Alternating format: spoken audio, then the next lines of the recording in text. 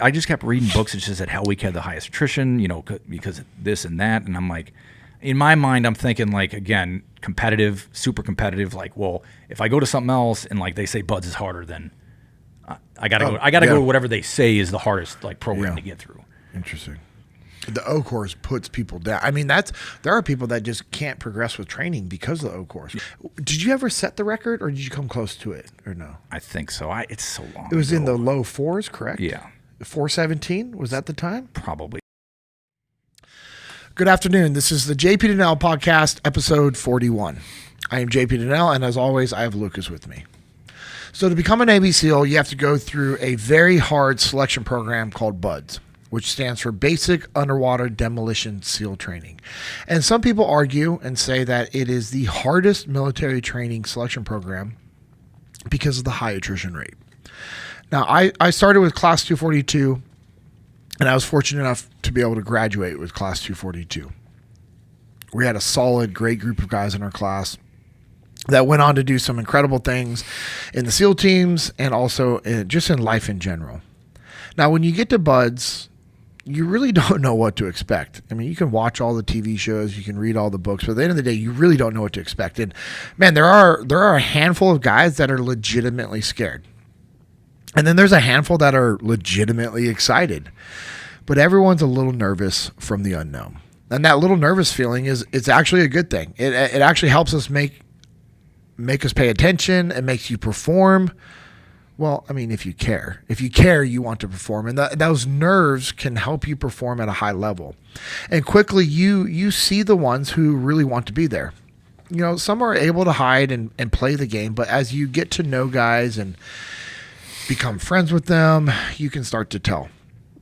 At least for myself, I could usually tell, okay, these guys are probably going to make it. I don't know about them. That one definitely is not making it. And you're always sizing people up, though. That's for sure. 100%. Like the moment you get there, always sizing people up.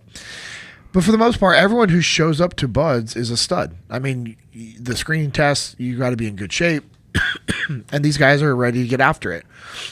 It's a group of high-performing guys who all want to be the best. I mean, that's why you're going to become a Navy SEAL. To stand out in this group from a physical standpoint is actually really hard to do. Now, I was a very strong swimmer and did well, but I never stood out. I was middle of the pack when it came to running and pretty much everything else, to be honest. There was times I did really well with the pull-ups, but never stood out. I would do really well with the rope climb PTs at times, but never stood out. And there's times I would do well and I was happy with how I did on the obstacle course, but never stood out. I never stood out like our guest today. This jerk stood out constantly on the pull-ups, the rope climb PTs, general PT, and the obstacle course. I believe he even had the obstacle course, or as we call it, the O course, record for a while. If not, he came really close to it, but we can have him talk about that later. But not only was he a physical stud, and still is to this day, he was a good teammate. He was a good teammate that you wanted by your side.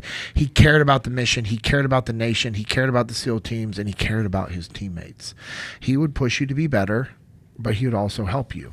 He had an infectious laugh and was always wanting to help cheer up the guys by making the hard times seem simple and doable. I remember this multiple times in Hell Week and just in training. His attitude was infectious, and to be honest, we were all better because of him. I remember one day, I believe it was second or third phase, we were standing around after a hard day of training, and we just got done cleaning our gear. We were prepping for the next day. And, we're all standing there in our cami pants and boots and, shirtless, just kind of like that's what you do in the teams. And I look over at my buddy, and he has his hands out in front of him with his two thumbs and pointer fingers pointing in at each other while staring at me. And if you're on YouTube, you can see what I'm doing. He was going like this. And I asked him what he was doing. And he said, I was wondering what you would look like without your tattoos. He was covering up my two armbands with his thumbs and the two nautical stars that I have on the front of my chest shoulder area with his pointing fingers. And I just remember looking at him and laughing and just thinking, well, that was an odd observation. Ben, how are you doing, buddy? Good, man. How are you, Hey, man? thanks for having Appreciate me on, you brother. being here. Yeah, brother. So I have my buddy Ben Wallick. We went through Buzz together, and honestly, I didn't think we had seen each other since we had graduated SEAL qualification training, and he went to the East Coast, which was over 21 years ago. But Ben reminded me that we briefly saw each other around the 2010 timeframe. Ben and a few other East Coast SEALs came out to the West Coast. We were revamping the combatives program. You guys were revamping the combatives program. You were at Trade It. I was at Trade It. And all trying to sing off the same sheet of music. yes, on the same that's page. at the end of the day, we just wanted to have alignment. Now, there's ways that the East Coast did things, the West Coast did things, which were good and good. No, either one ultimately was so much better than the other that it was like, this is the way it's got to be. But at the end of the day, we wanted guys to be able to make decisions on their training and what worked for them, their gear, their capabilities, and there's times where I know we worked with East Coast and you worked with West Coast overseas, and at the end of the day, you want to have alignment on training. Yeah. So Especially with like just tactics with the combat clearance stuff It's and all huge. that. Like if you're hitting a target, multiple guys from East, West Coast, like you all got to be on the same page. 100%. Same page and same paragraph and sentence Yeah. would be ideal. Yeah. So, Lucas, what's up, buddy? What's going on? Shout out to the NCC Mafia that's growing every day. He's talking about non-commissioned civilians. Yep. He made this up, and Yeah. And It's now just a thing. we're everywhere.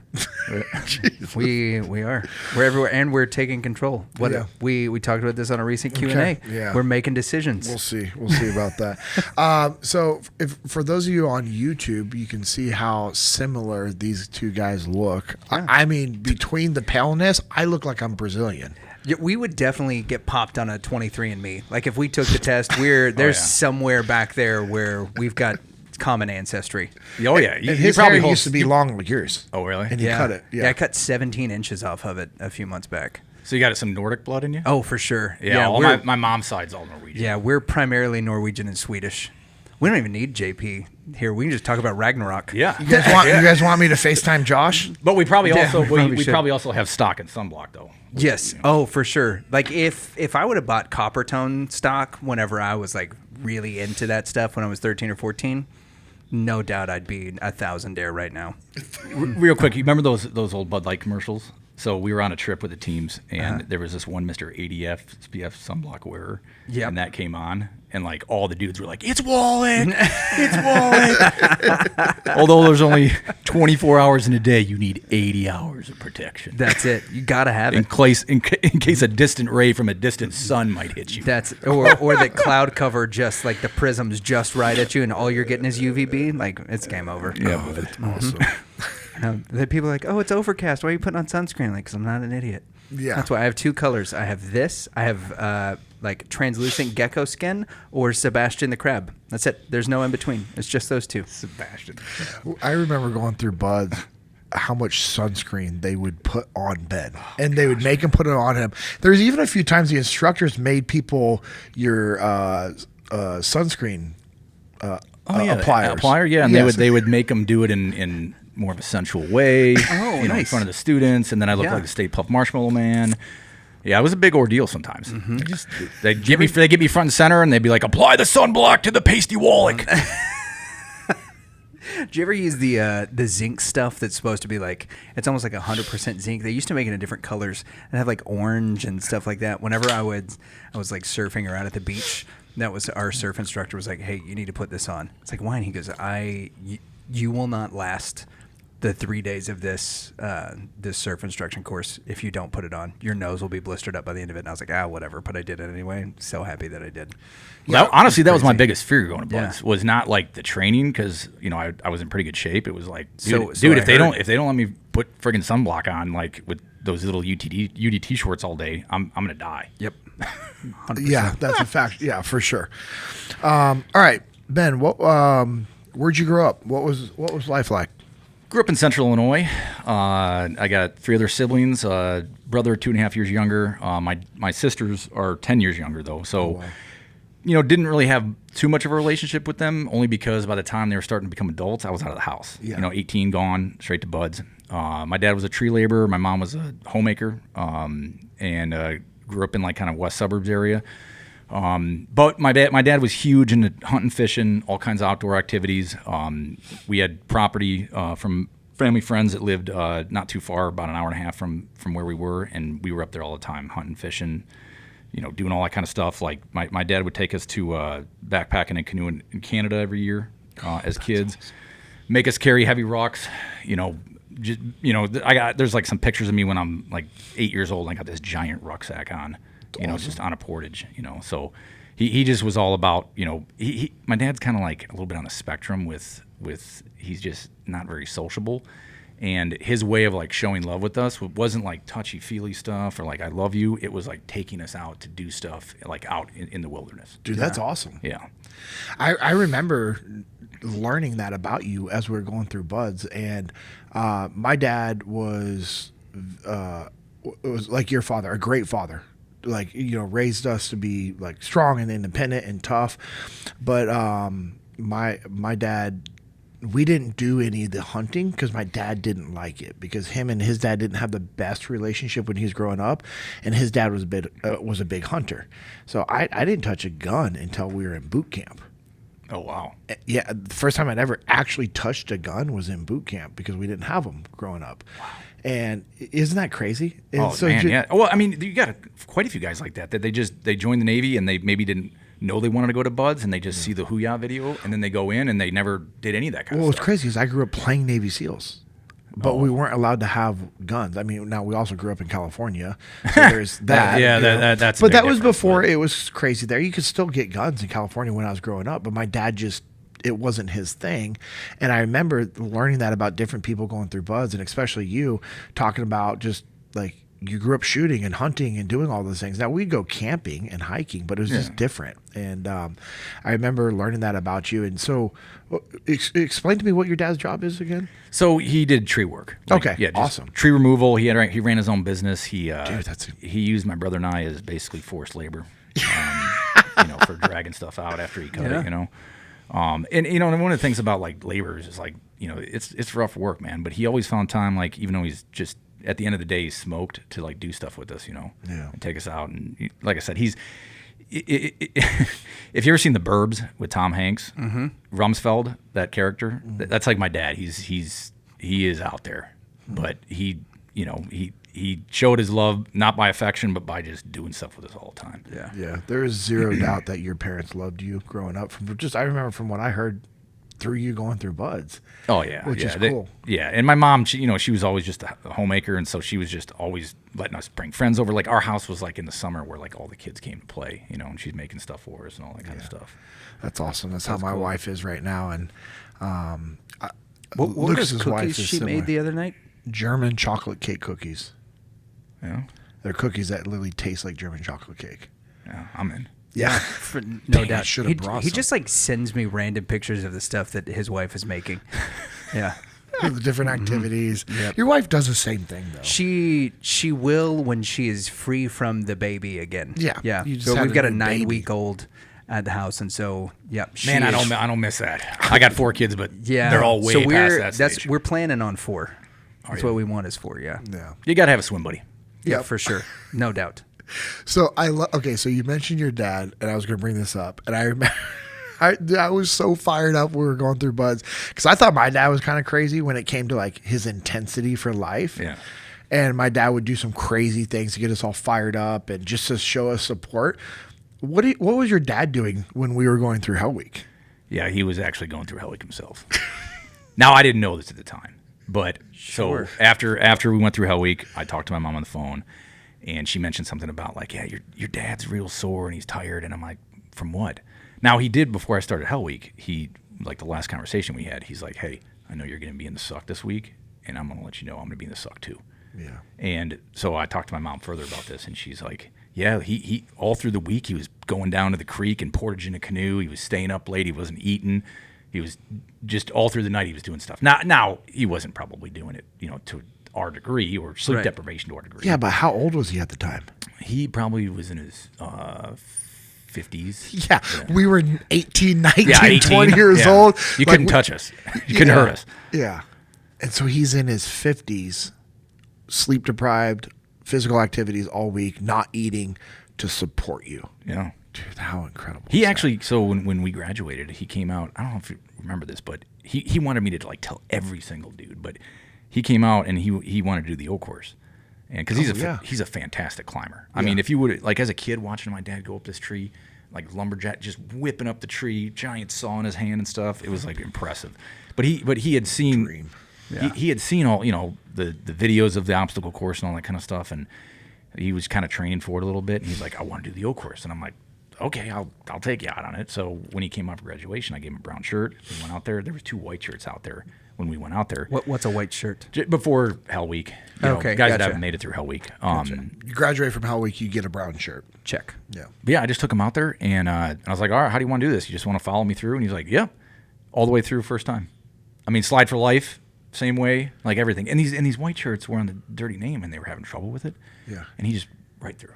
These are students that are literally out there just practicing the obstacle course. Yeah.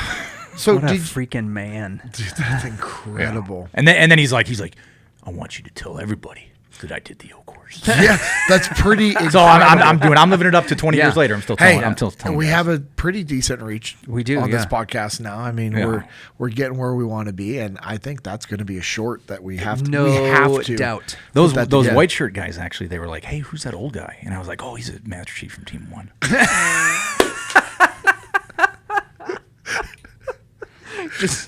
But again, like a month later, I'm talking to my mom on the phone. She's like, your dad's still sore from the O course? And I'm like, I bet he is. Oh, Yeah, no doubt. Dude, the O course puts people down. I mean, there are people that just can't progress with training because of the O course, correct? Yeah. Did you ever set the record, or did you come close to it? I think, wasn't there like a buds instructor record? Like remember there was an Asian buds instructor that had like Oh, yeah. the record, and I came close to his. Yes. But for students, didn't you set it or no? I think so. It's so long. It was in ago. the low 4s, correct? Yeah. 417, was that the time? Probably. Yeah, more like 4:30, I think. Are you sure? 437 then. There's a 7 in there. I remember. Well, if you got a better memory It's than me, either man. it's either 417, 427, or 437. Yeah. We're going to go 417. Yeah, that sounds good.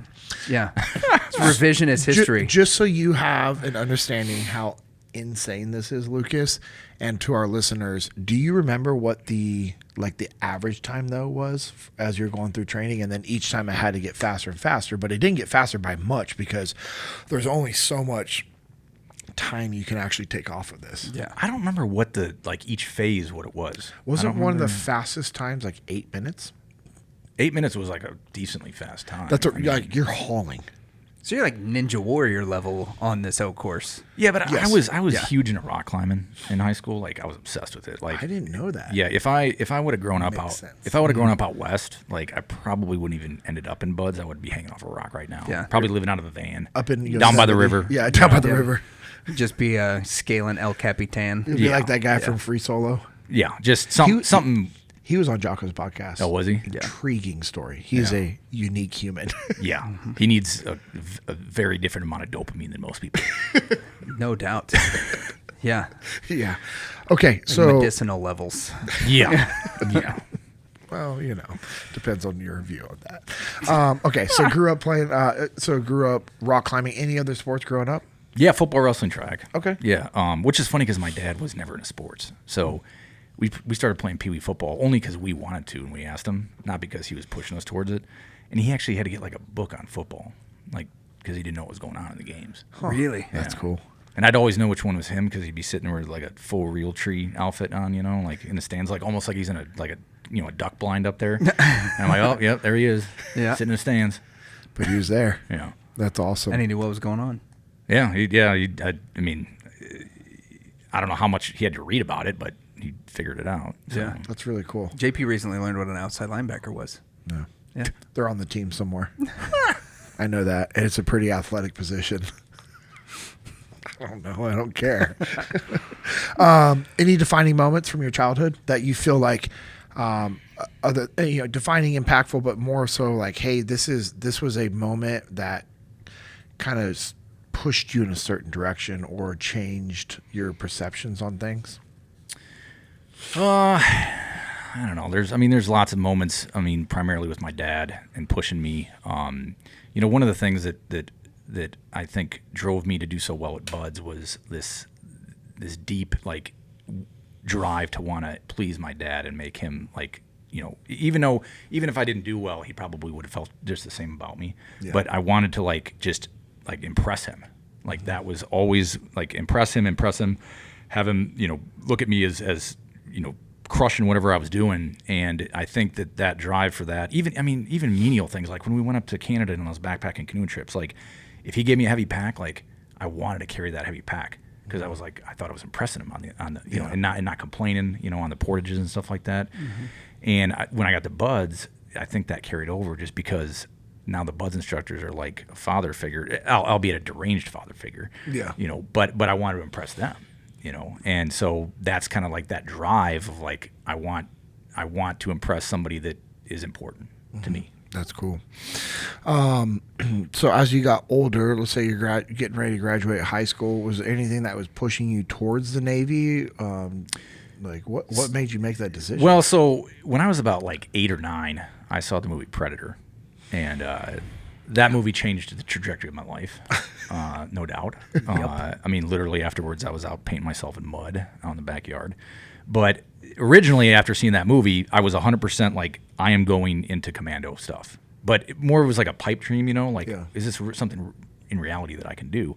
So once I started looking at more heavy in high school with, knowing that I'm going to have to pick what I'm going to do for my life, originally I was kind of like more Army mindset because I wasn't a big fan of the water. And actually, when I went in the Navy recruiter, I said, hey, I want to become a SEAL.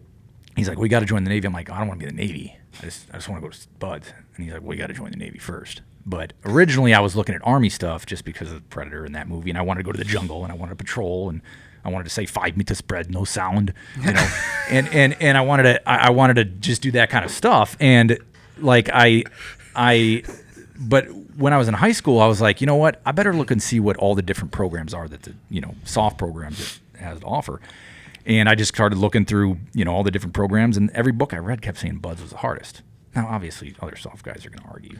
And as you know, every selection program is very difficult. Oh yeah, we just spend a lot of time in cold water, which I think is the biggest differentiating factor. Yeah, I just kept reading books that just said Hell Week had the highest attrition, because of this and that, and I'm like, in my mind, I'm thinking like, again, competitive, super competitive. Like, well, if I go to something else and like they say Buds is harder, then I gotta go. I gotta go to whatever they say is the hardest like program to get through. Interesting.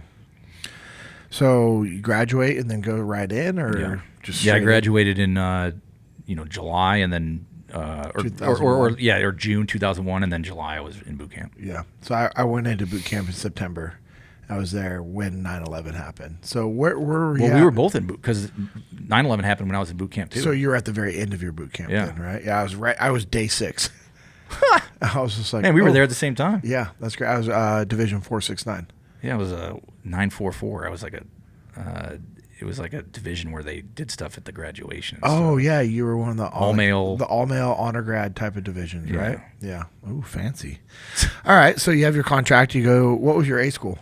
Oh man, this is bad because why? Well, because so the A school that like when before they made the SO rating, like most Buds guys went to like hull technician, that was gunners. Me. Did you? Yeah, gunners made. There was like 3 or 4 that like most dudes went to. So when you went to those A schools, there was a bunch of other guys that wanted to go to Buds. You could work out with. When I was at the recruiter was telling me, well, you have to go through a Navy job training before you can go to Buds. And I was like, okay, well, what do most guys just pick? And he's like, gunners mate, blah blah blah. My dad's there with me at the recruiting office. He's like, well, if you have to get like free training, in the Navy, like get something that's useful for the outside. And he doesn't know anything about like IT stuff, but he's like, oh, IT stuff, that's kind of the wave of the future. So you should pick IT school. And I hate that kind of stuff. But I listen to him, right? I pick IT school. I end up at IT school at Great Lakes after boot camp with a bunch of pimple-faced dorks that want nothing to do with like stuff that I want to do, and none of them are going to Buds. None of them are training. I end up at it was night school too, so I couldn't even go to the early morning Buds PTs that were going on. The Buds prep courses. Yeah, I couldn't even go to that because we were getting done at like 10, 11 o'clock at night or midnight, and then I wasn't getting up at 4 a.m. to go to that, and so it was rough. Like I had to do all my PT on my own. Wow.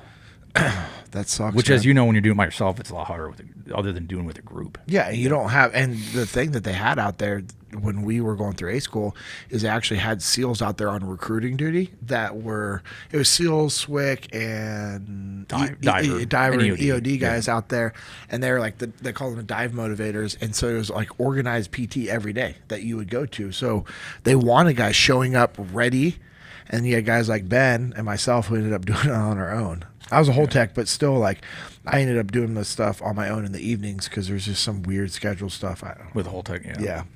But Yeah, it was rough. I can tell you right now though, like sitting in that surf zone during Hell Week, thinking like, man, if I ring out right now, I'm gonna go to some aircraft carrier. I'm gonna be sitting down and deep in some aircraft carrier, watching like bloop, bloop, staring at a computer screen. I'm like, this cold water's pretty nice right now. I like it. It's better than sitting and watching ones and zeros. Oh man, I wouldn't have survived. That's crazy. If I ended up having to go out to the Your fleet, items I would have gone nuts. Maybe your dad knew what he was doing. I don't know. Well, I like at A school. I'm like, thanks, Dad. Right. Jerk. He's like, well, we're just trying to look for your future, And I'm like, even if I'm never gonna go into IT stuff anyways because I don't like it. Yeah. I don't know why I listen to him. He's like the farthest person. He like only has a flip phone. I mean, he didn't have a phone for. I mean, he basically says he wants to die computer illiterate. That's his goal in life, and he's the one that's telling me I need to go to IT school for the outside. that's amazing. But we know your old man had good intentions. We know that, just like all of our parents did. Kept you motivated. Yeah, well, yeah, definitely. I was like, there ain't no way I'm quitting. Stick you to the bottom of a submarine. Oh my gosh. You on a sub is a scary thought. Did you ever do any sub ops training or anything? No, that's the one thing. Like in the teams, like I did not do it either. Like, so there's a guy that works for my company named Nick Miller. He was a West Coast guy, but he got to do a sub block out. I know Nick Miller. I think. Yeah, I mean, there's tons of Millers in the teams. But him and his brother Mike were in the teams, but yeah, he got to do a sub block out, and that was always one of the things from like the Charlie Sheen movie that you wanted to do that I never got to do. But I've heard about this movie. Yeah, he hasn't seen Navy SEALs yet. I haven't seen it. I know. I'll fix. I'll fix have you this seen soon. Predator? Yes. Okay. I've also seen Hot because Shots right now, Part like, 2, which there'd be like a beating that would commence if you said you hadn't seen Predator. I'm glad I passed. Yeah, there's a thing called the Happy Hat that would have happened. We don't need to circle up and handle it. Then I'm good now because I have Predator. The happy, you're not going to get duct taped up. the happy hat. Oh man, Duct tape me in my own church. Yeah, like you guys friggin' duct taped me. Pastors hanging from the Wait, flagpole. you guys? Yeah, You think I was a part of that? I was not. Well, I posted a picture and you're standing right there. I definitely had zero part to taping you up. I was in the picture. And to be honest, I was deathly afraid of that happening to me. So I can promise you. Yeah. So you don't. I was not going to dish any of that out to you. Zero chance, bro.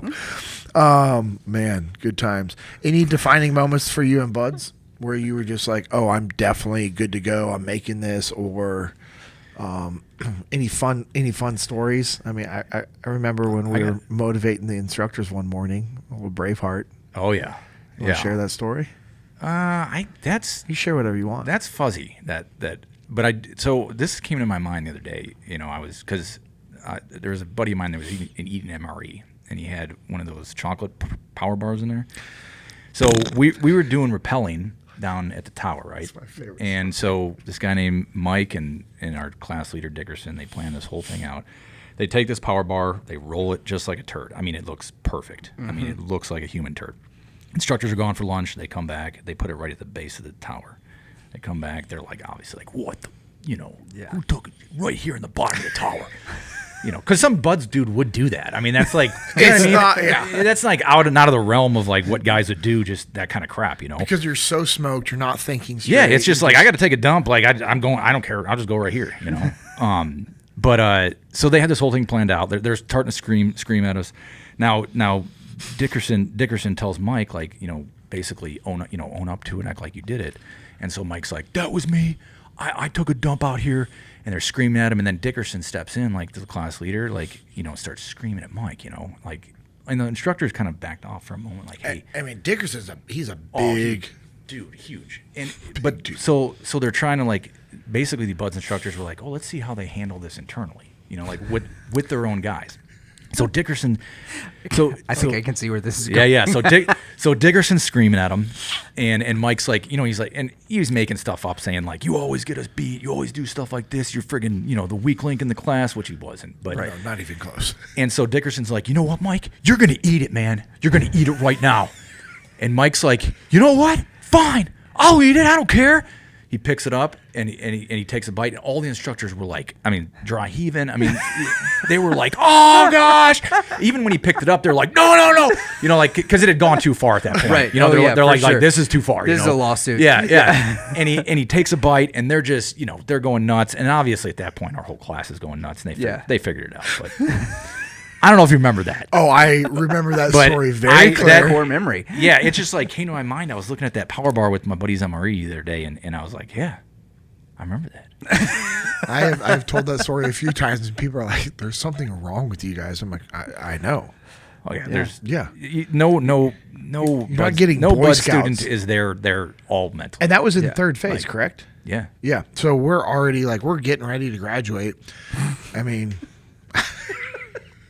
Yeah, we didn't care. we didn't care. The elite of the elite. It was Watch like them. I remember when we got done doing our land warfare training. It's winter time. It's a little chilly, but we're driving back, and the instructors were pissed off for whatever reason, and they're like, we were driving by a lake, and remember they rerouted. Dude, I totally forgot about this. Yes. Yeah, And because they were because I remember we were coming out of land nav, and they would inspect our kit for Copenhagen and stuff like that. And I had some Copenhagen on me, and I came over the little knoll, and I see them they got guys kit all laid out, and they're inspecting. I'm like, oh crap! I'm chucking Copenhagen off into the woods, and I forgot I had one tin still in my rucksack, but it was from first phase, And they're like, you got any contraband? I'm like, no, I got no contraband.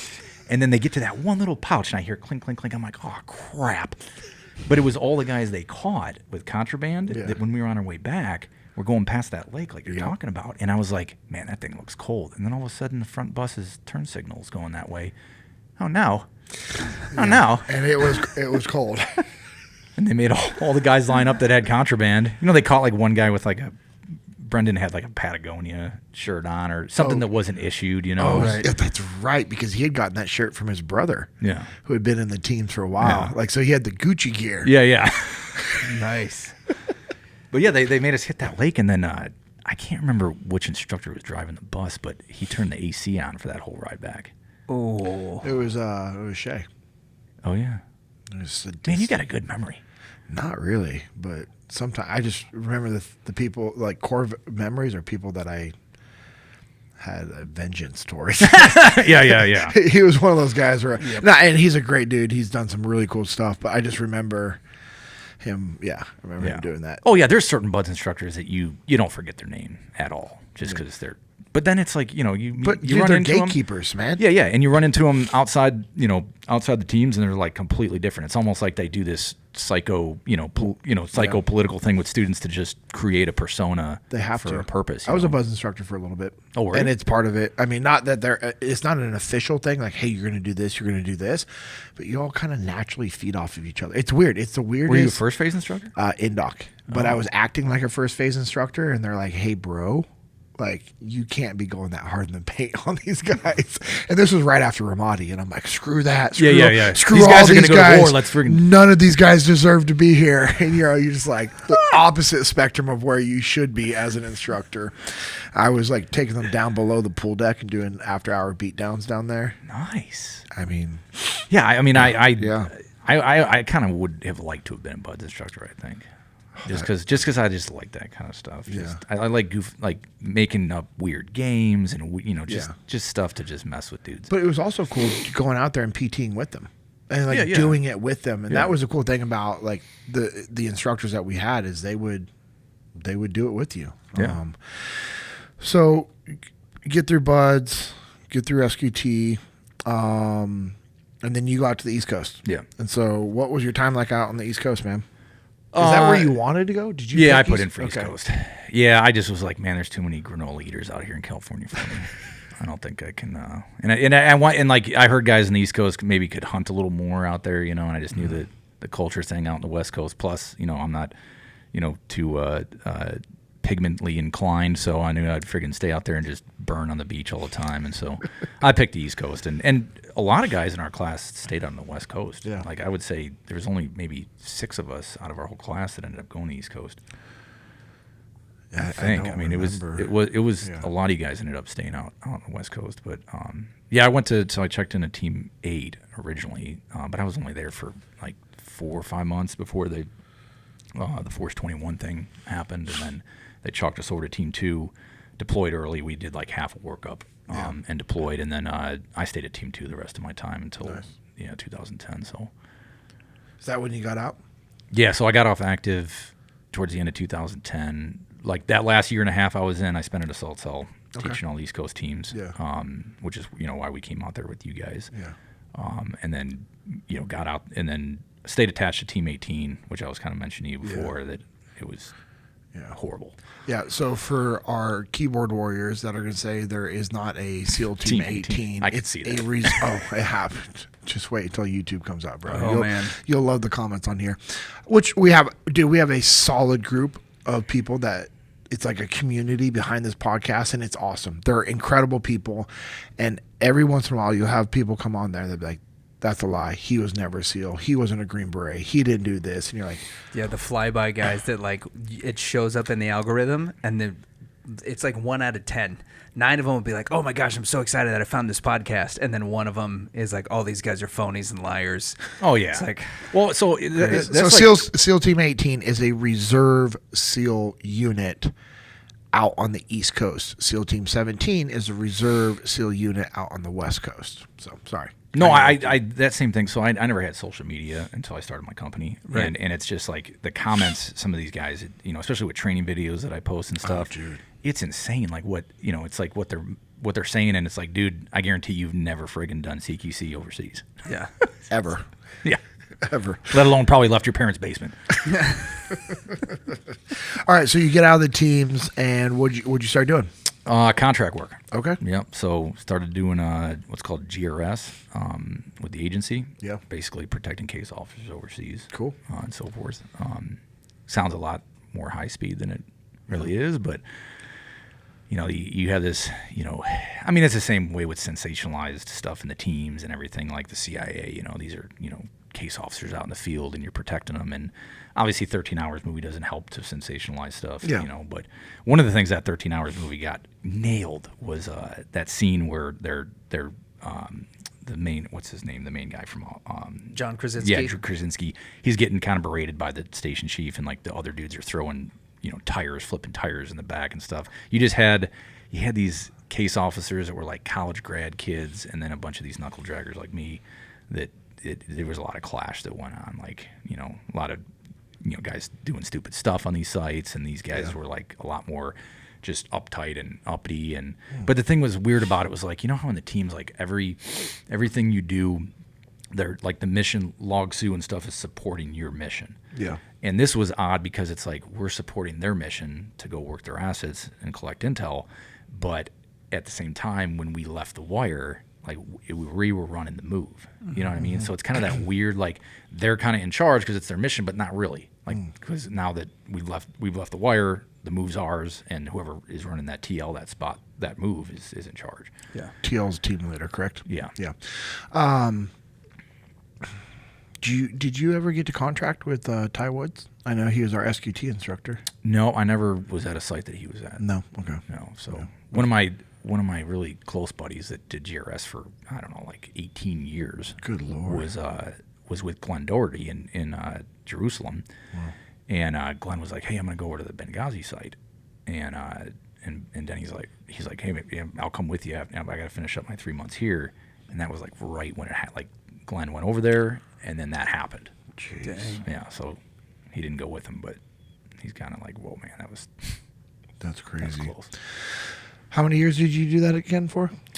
I did that for about between the GRS and also I did other work with a company called Trident Group, which is just now that job is you gotta have patience because you're just sitting on a container ship doing anti-piracy stuff, and like you're just hanging out, watching the ocean, and whether you get something or not is like hit or miss. Now the time I was doing it, it was pretty active. There was a lot of stuff going on, but towards the later portion that I was doing that contract, it was like you pretty much knew they were not going to hit a U.S. flagship. Yeah.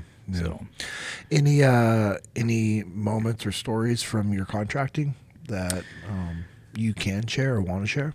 Do you think the listeners will be intrigued with, or we can pull lessons from? Nothing really like, earth shattering or nothing earth shattering. I mean, I didn't get in anything hot or heavy or anything like that. Even the GRS thing, like, it was pretty, nothing terrible. Okay. So, yeah.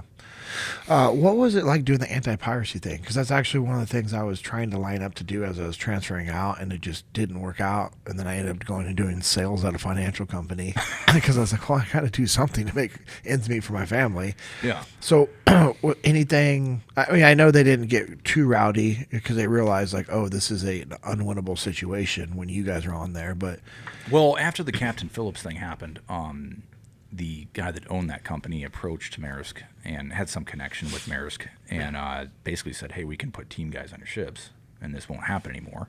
And so that's kind of how that contract started. So it would be like you and 3 other team guys that would fly to out to Egypt, go down to Port Said and get on ships and basically just break the watch up into, you and another dude were a pair and you just broke it up the 24 hours into you and your other guy's pair and however you wanted to break that down. But again, it's like the biggest problems on those trips was team guys just with downtime getting into stupid stuff. Mm-hmm. I mean, guys like now obviously I'm not up there tanning on the friggin' top of the bridge, but I mean like dudes like up there like in like dolphin shorts, with their gun just like tanning. They're supposed to be on watch, Right.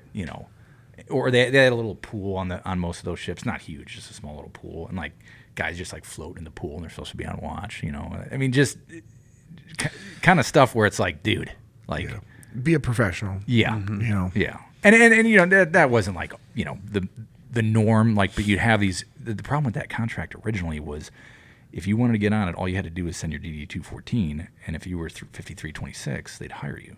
Oh, good Lord! You had like dudes that, I mean, maybe they did like 4 years or something like that, or 3 years in the teams in like the 90s, and they got out and they just sold insurance and they never did any gunslinging, never did any of that kind of stuff, and because they didn't have a vetting program at first. Yeah. Like they didn't have a shooting qual or nothing like that. So you put your DD-214, and if you were 5326, you could get a trip. And there was just, I mean, some really dudes that shouldn't. I mean, there was a dude where he told me he was a SEAL, and I'm like, there's no way. And I have this thing on my computer that has like a lot of the guys up to like class 225 that have graduated, and I had to look them up. I'm like, there's no way this guy was a SEAL, but he was. But it's because it's just they were taking anybody. Wow. I mean, there was a Vietnam guy when I first did my first trip, and we're sighting in, off the back, like just when we first get our guns, you make sure they're good to go, and you dope them in, and he's like staring, and he barely can see the target, and I'm like, holy crap, man, Dude, that sucks. But scary. they changed that Okay. with the vetting program and all that kind of Yeah, stuff. I knew they had a vetting program. Yeah. I didn't realize it was like that at the beginning. Yeah, man. Yeah. I mean, it was good pay, like great pay. I mean, Yeah. so part of the reason I was doing the contract work, so I also, some people don't know this, I also did firefighting. Yep. Whoa. Yeah. That's awesome. Yeah. So I did contract work and firefighting at the same time. I was trading time and doing both. But I got kind of burnt out with shift work and just, no sleep at night and taking all these extra shifts because guys would work for me when I'm gone and I'd have to work for them and stuff. And I ended up leaving the firefighting thing. But yeah, the contract work, was great because the pay was so well. You could basically, work for like 3 months and then take like, depending on what your livelihood is. Yeah. And ours was pretty frugal, and we don't live large, and so I was able to take 3-4 months off and then go back. The wife's kind of looking at the budget, and she's like, yeah, you need to go back out again. I mean, that's what it was like on tour, right? Because I grew up in my like teens and 20s. I was a professional musician, and that was it. Like, you go out for 3 months, 4 months, and then you can stay home for 6 or 9 and live off the money that you made, during that time when you're gigging on the road. So yeah, that makes sense. Pretty cool. Mm-hmm.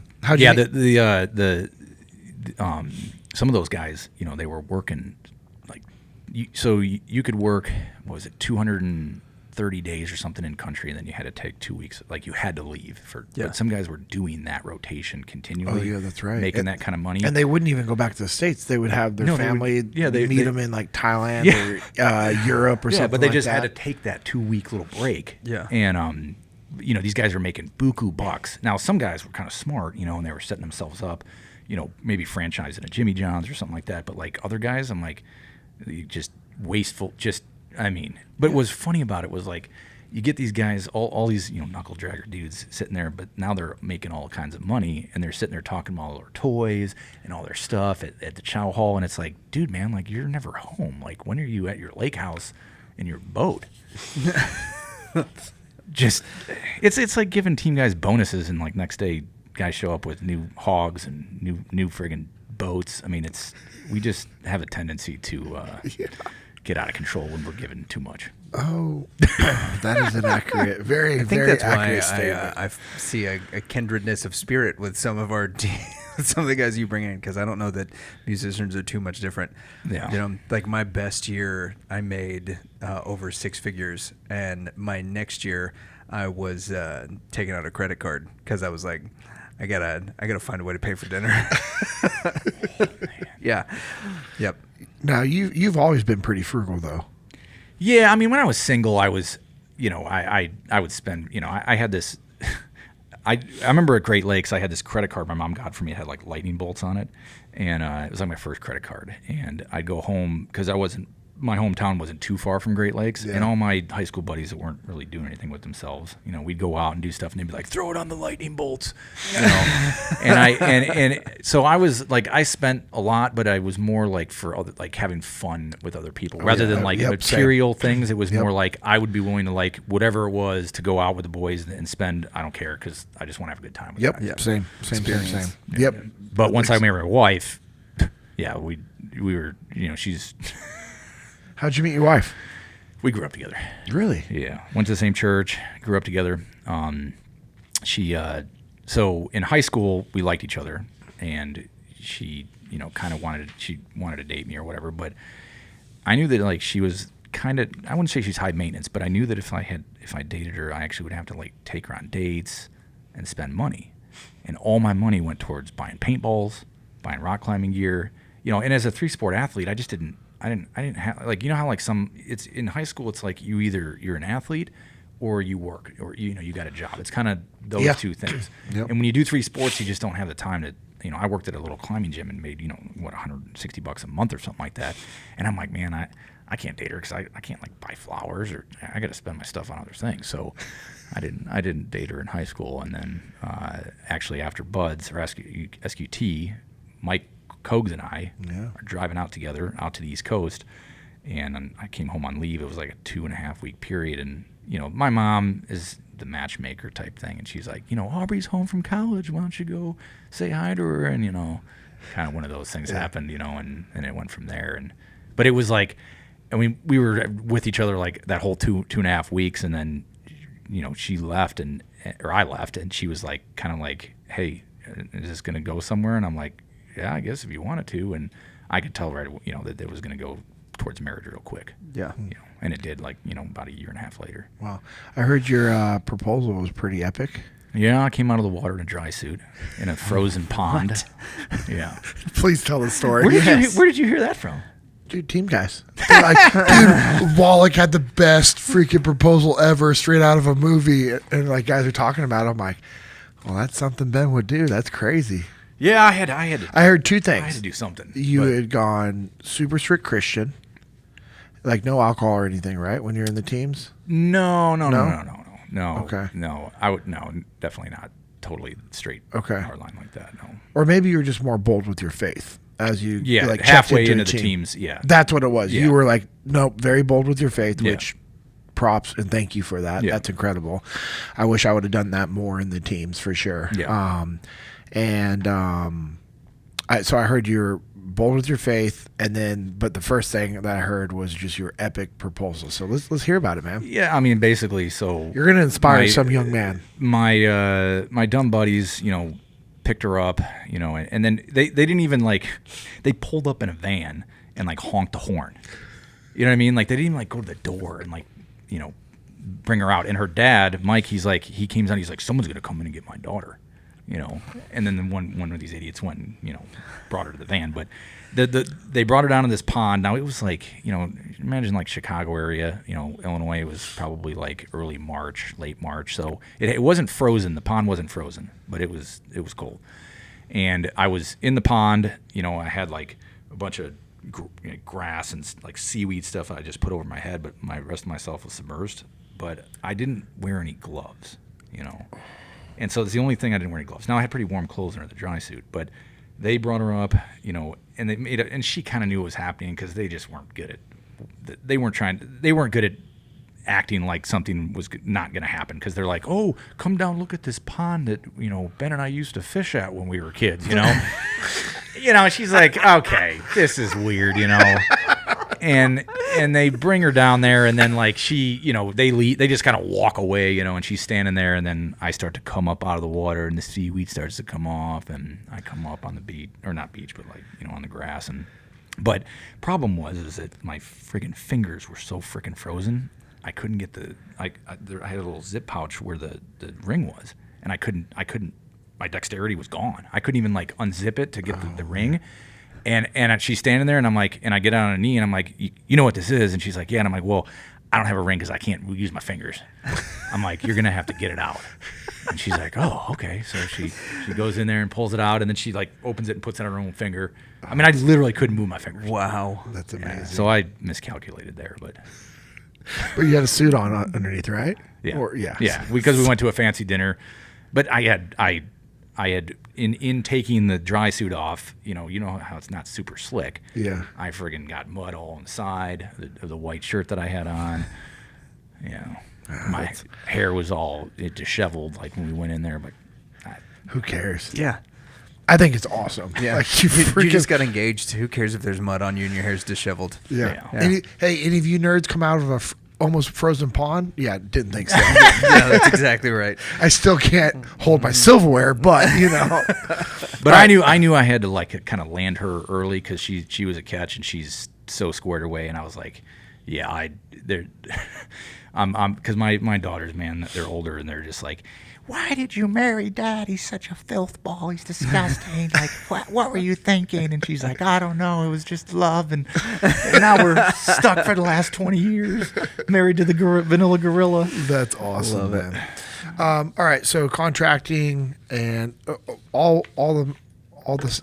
While all this is going on, I mean, you're growing a family. Yeah. You know, in the teams, and while contracting, and you guys have 4 kids now. You said, yep, yeah. 4 So kids. you have 4 kids.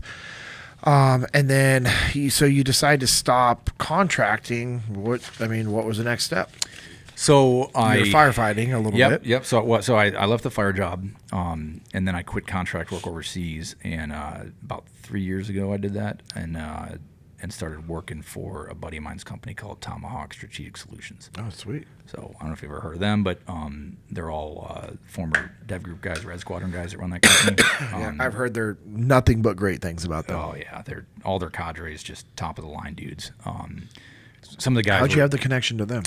Some of the guys were at Team 2 with me before they went over there. Got it. Okay. So they brought me on for a trip with them. Now, I'm not gonna lie, that first trip was quite a bit of anxiety for me because I hadn't taught CQC in a long time. And those guys are just the pinnacle of they're performance when it comes to CQC. CQC friggin' gods, man. Like that's their bread and butter. And so, it helped that I had, some connections over there, and but I was like, I told one of the guys, I'm like, yeah, man, I taught CQC at our assault cell, but it's been a long time.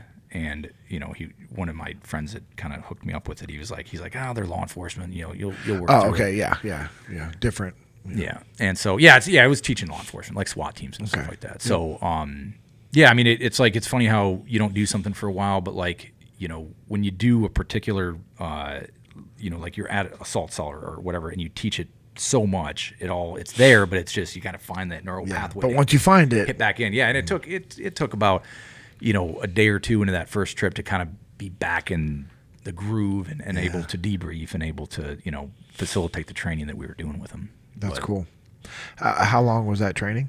for a week, you said? Yeah, it'd be like, so I just like 1099 contract with them. Okay, So, cool. kind of, whenever I can jump on a trip with them, I'll just do a week as a 1099, and that's what I started doing. That's So, cool. And then now, what do you have going on? So, in conjunction with working with them, which I still do trips with them, I decided to start my own little business. Okay. And it's called Vanilla Gorilla Security. I like it. So, obviously, Vanilla Gorilla was one of the many nicknames that I had in the team. Snow Chimp was one. I remember Snow Chimp from Buds, but yeah. Almighty Whitey. Nice. You name it. There was probably something that dealt with my pastiness for a nickname. Yeah. Powder. Powder's an easy one that people go to. Casper's another one. Yeah. Yep. Yeah. But so funny thing, like I had the LLC. So Vanilla Gorilla Security was already an LLC when I was doing that agency work. Because when you contract, if you become an LLC, it's just but good for taxes, and that's how you pay you and all that kind of stuff. So, back in basically 2010 when I was doing the GRS thing, my wife was making the paperwork up for the LLC, and she's like, "What do you want the name of it to be?" And I was like, "Vanilla Gorilla Security," as a joke, right? You know what I mean? Because it's like it's just on paper, it's not going to make any difference. So, I already had the LLC, and I was like, I'm just going to make a logo and run with it and train guys, as well. That's cool.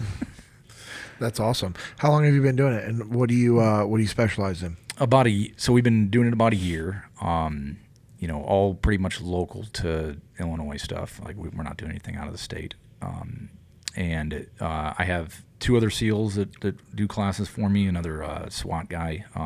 Peoria, Illinois is where the area I live now, around Peoria, Illinois. And I work with their SWAT team quite a bit. So one of their guys kind of helps me with stuff, just because sometimes it's good to bring that law enforcement perspective in on some of the training, and so forth. But we were kind of talking about this before the show, but Illinois is kind of weird with the way they do training in the state. It's all broken up into districts, mobile training unit districts. There's like 13 different districts in the state, and we ended up getting our courses. So it's all CQC stuff. It's all close quarter clearance stuff, like patrol level stuff, like patrol level. One of our courses is called Patrol Level or Patrol Officer High Threat CQC. We actually ran 2 of those last week. Those are only 3 days, and then we do basically full week SWAT CQC stuff as well. So it's all CQC related right now. We'll probably end up. The thing is like those are the courses that we have accredited, and we've had other ideas for other courses we want to run, but then we got to get it accredited, and it took like 6 months just to get that stuff accredited and accredited as instructors for the state. So that's kind of where we're at now. And then I do a lot of civilian classes, just regular firearms courses, and I even teach civilians, CQC, in a home defense mindset, as well as like we get pretty in depth, like guys that are really into friggin' just it's their hobby and they want to do high speed stuff, and I got abandoned buildings by me that we clear, and I got role players that run around and they shoot at them, and it's fun for them. Dude, that's awesome. Yeah. What's been your biggest takeaway since you've been teaching civilians, and then what's your biggest takeaway from teaching law enforcement? Like, what have you learned or grown from? Well, one of the things that with teaching law enforcement is, and I love teaching law enforcement because it's the thing that I love about it is like you're giving guys some tools that that works, right, from overseas, from fighting hard in opposition, from getting shot at. You're giving them that same, because a lot of these guys just haven't had that experience, and you feel fulfilled at the end of the day, because like if they go home and they go back to work and they apply these tactics, if things really go south, like they might go to home to their families at night. So there's that fulfillment in teaching it. But the thing that's so, law enforcement in this country, especially in my state, they have their hands tied so badly of what all these laws, and it's kind of like when the ROEs changed overseas, it just got more dangerous, and it didn't allow guys to actually do their job. And Illinois is definitely one of those states where it just doesn't allow real proper policing with all the crazy, red tape that these guys got to get around to actually do the job. But that's one of the things that is just I feel for them, because they're just trying to get out there and serve and protect, and they're having to deal with all this stuff that the left is trying to push with their jobs. Do you think there's any fixing of it? I don't know. I mean, it obviously it differs from state to state. You know, I'm sure Texas is, you know, they let law enforcement actually kind of do their job To an extent, it depends on the area. Yeah, which is unfortunate, you know. But Illinois is I couldn't imagine as left as you can imagine. Okay. I mean, the state itself, like if it wasn't for Cook County, it would be, you know, a red state. Like, but it basically, if I took a giant quickie saw and cut around Cook County and pushed away with a big stick in Lake Michigan, like it'd be a red state. But it's because of the city in Chicago that it's pretty blue, and they just got some crazy rules for law enforcement guys that they're always taking the side of the criminal or the person, you know, not defending them. That's like their default is to, you know, always, you know, stand up for the person that they're going after. It's like if there's SWAT guys showing up at your house, probably not a good dude. Like, yeah, let's be right. Probably have some things going on. Like they shouldn't be like they're not knocking on my front door. You know. No. Yeah. But yeah, so that I would say that's for me teaching CQC. I love it, and it's also fulfilling to be able to, like, you know, and I love working with law enforcement guys because they have that same humor, they have that same just, you know, kind of the attitudes that we all share. Yeah. And I like that aspect. Yeah.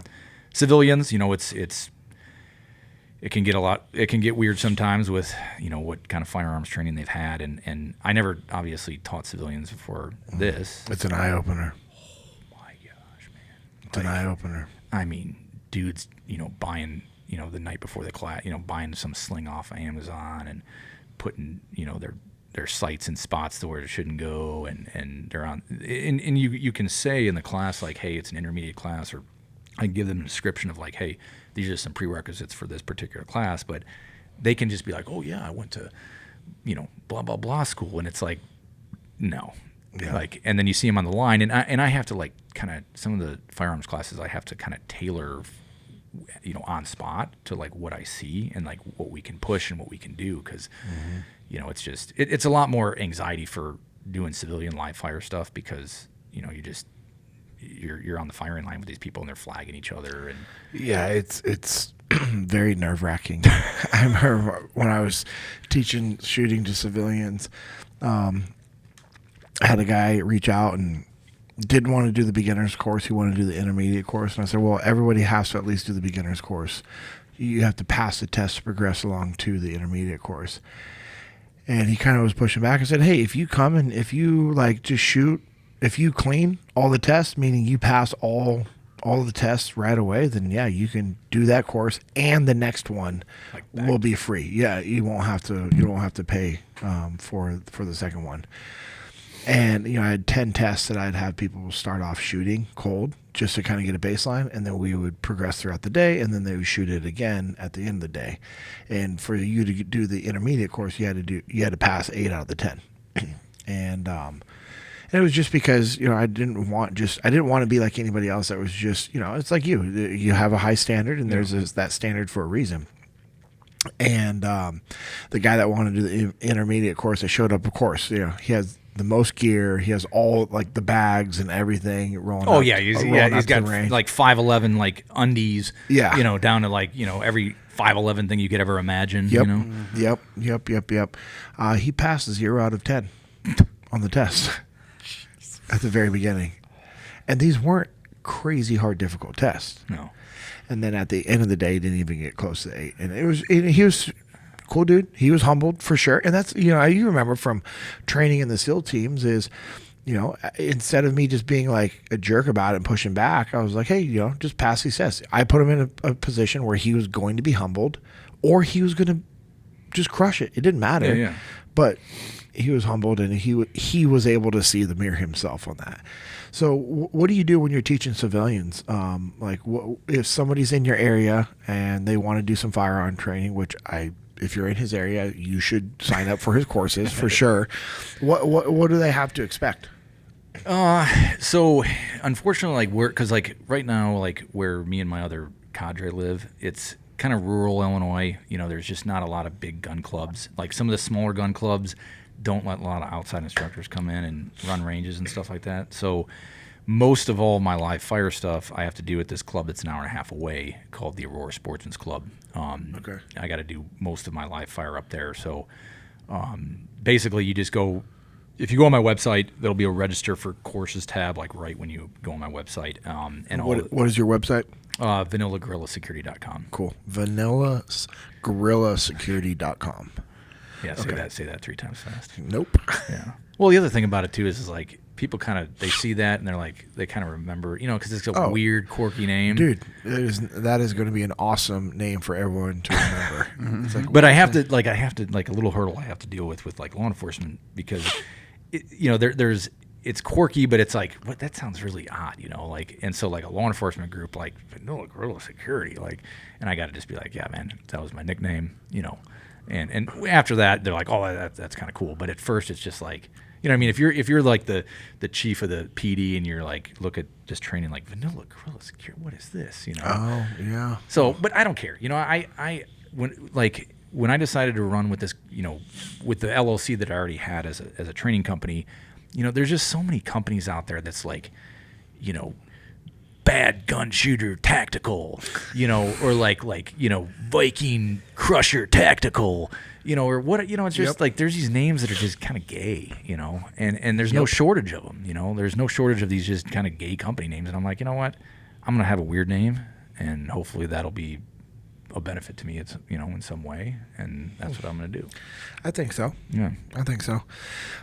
So when you're not teaching shooting, what do you do? What do you enjoy doing with your family or personally? So my wife is always like, you need to get some hobbies, but all my hobbies are just shooting and that kind of stuff. My hobby basically is my kids.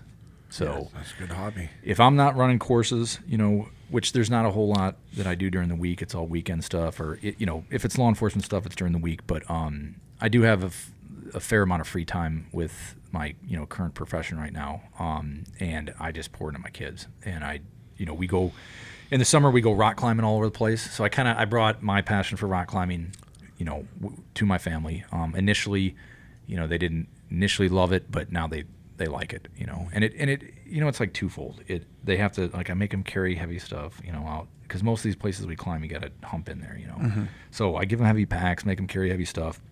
They're scared initially to do it, and I'm like, no, you're not coming down. They like get halfway up and they're like, I'm done. I'm like, no, I ain't letting you down. So you got to keep going. So it causes them to push past stuff, that uncomfortable that they don't want to do. And then they climb a certain route or whatever, and they feel there's a sense of accomplishment. I mean, even myself, having rock climbed for so many years, like even I climb a route that is a little more difficult, and I feel like, oh man, I did something. I crushed that route or whatever, and you feel like you crushed something. Yeah. And so and then we camp, which we love. Now we went away from the tent thing, which I'm so glad we got rid of that, because the tent thing I'll never go back to. So we got a little travel trailer. Oh, okay. Gotcha. Yeah. Oh, man, I can't believe I tent camped for all those times. Just waking up at 8 in the morning, just baking with the sun coming in. And, yeah. So we're glamping now. Right. Gotcha. That's awesome. But, yeah, we travel. Like, we're in a couple weeks, we're going to this place in Ohio that we haven't been to and all that kind of stuff. So that's cool. Yeah, that's awesome, cool. Man. Yeah. So... I'm trying to think. What is something that you've been trying to instill into your kids that you took from your time in the teams or contracting? Like, what's some life lessons that you really want to instill into them? Well, it is obviously like the whole don't quit thing. I mean, that's obvious. But mainly like work ethic. Like, maybe you're not that hard of a dude, like just physically. Like, this has been a struggle with my son. Like, I love him to death, but he's not me. He's how your kids can be like some uncle's personality, but my son is my wife's dad, who he's a masculine dude or whatever, but he's not like kind of like me. He wasn't a former Navy SEAL. Yeah.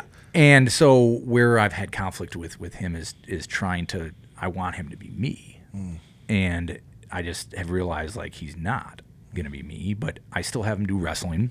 And he doesn't love it, but he's starting to like it, and I don't let him quit, but I talk about work ethic with him, that even if you're not a great wrestler, like the time you put in, the work you put in is all, and even hopefully that transfers over to home, and if he goes out, he doesn't do some, macho gunslinger type job, which he's probably not.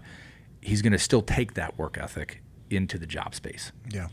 One of the things in, my other guys that work for me, when with setting up a CQC run for, like, there's a lot of stress. Like, you got to set up a whole building, with targets and stuff, and change, flow with caution tape and all that kind of stuff. And, the thing I love about team guys is, like, they're hard chargers on the battlefield, but, like, it could be a menial task such as just setting up a range or, setting up whatever, or cleaning up, and they're, like, competing against each other in order to do it. Not to look good, but, like, because that's just the way that the teams are. Like, you work and you work till you get it done. Mm-hmm. Yeah. There's just, and in today's day with kids now, like, there's just, I have a young man that works for me that, great kid, but, like, I had to talk to him about his work ethic, because it just very lackadaisical, like, and he's fixed it now. But I think that there's a lot of that with these kids now where they're not being told how to just work. Yeah, and people can either complain about it or they can do something like you did and have the hard conversation, frame it correctly, and it's a coaching opportunity. Yeah, which you did for this young man, which is awesome. Yeah, and he said he's like, you're right. I need to work harder. Like, I'm kind of lazy at home, and so his work ethic that has changed with helping me with some of my classes, because he's one of my role players, has also helped with just at being more productive at home. Yeah. Dude, that's huge. That's awesome. You're delivering legitimate impact. Yeah. That's awesome. So do you read? Do you like different business books or, history books? I'm not too studious, but I do like biblical history. Okay. Yeah, I do. What books would you recommend? Well, so I like reading early Christian literature from, like, the first 300 years of Christianity. Come on, baby. Yeah. I was like, here we go. So like guys like Irenaeus, Justin Martyr, their material is pretty extensive. You get smaller ones like Polycarp's letters and things like that. But I like reading just early Christian history and, perspective on, like, what early Christianity looked like, and, because our experience as Christians in the West has just not been what it has been for the last 2,000 years. Yep. And I think we take for that big time for granted in our worship and our commitment and our everything with our faith. We just, and it's easy, because we live like better than probably ancient kings did. Like, even Solomon, like, on a day-to-day basis with our amenities and everything that we have, and that can unfortunately cause apathy, spiritual apathy, and kind of turn us into I call it the church of the chosen frozen. And you're not actually out there, like Paul, like, Paul was like the team guy of Christian faith, like, crushing it, like, in 1 Corinthians 9, he's like, he's basically comparing his faith with, like, Olympic games. And he did that quite a bit with a lot of his comparisons with Olympic games. But, basically saying that, like, obviously those Greek athletes in the games go for, perishable crown, but we're, running after immortality for an imperishable crown. And he basically ends up, talking about the way that he fights in his faith, and kind of sums it up with, like, I discipline my body, I bring it into subjection, lest after I preach to others, I myself become disqualified, or literally the word means reprobate. But, Paul had that attitude for himself, like, of, taking athleticism, or even you could think of it like buds, like in your prep for buds, and, like, what, the time you poured into it, for buds, and then transfer that to, like, how he approaches his faith and all that kind of stuff. So, it's like Fox's Book of Martyrs has been a book I, had a profound impact on me. Just seeing people do stuff that maybe aren't equipped, like, because, like, team guys, it's like, yeah, we went overseas and risked our lives for, just other dudes. Like, how much more would we do it for Christ? But, like, but you see, like, some of these in those early Christian stories and stuff of these amazing things that, young women are doing and all that kind of stuff, where it's like, how did they get through that? And it's because they just had such a drive and a connection with God that they were able to, be burned at the stake and still profess. That's incredible. So how do you what's your protocol for instilling these things into your kids and your family and your marriage? So, I try to take the helm and lead spiritually in my family. You know, I try to, you know, it doesn't happen all the time, but I try to have, you know, corporate family, you know, biblical lessons, and not like to where it's like, you know, you can get in this like this rut where you're just, you know, it's like, oh, I'm just doing my Awana book, you know, Right. I'm just filling in my answers and stuff. Like, I try to make it more interactive to where this isn't Dad just sitting down and reading us the Bible. Like, yes, I'll read the scriptures or something like that, but it's more like, let's talk about life as it relates to God and faith, and making it more just, you know, questions. And what do you guys think about this? Like, what do you think about that? And getting them to think, even as young children, like, you know, about more important things than the material. You know, getting them to think about what's after this. Because I'm 42 now. I mean, half my life's over. I mean, Buds was 20 years ago, and it's like, man, like, it's just time like that. So just trying to instill in them, you know, a sense of searching God first as their primary, you know, goal in life, and then everything else that might be fun or whatever can kind of, you know, come after that initial pursuit. So. That's amazing, man. Favorite Bible verse or story that you go back to, or any of them that you just would lean on to with your time in the teams and or for your marriage?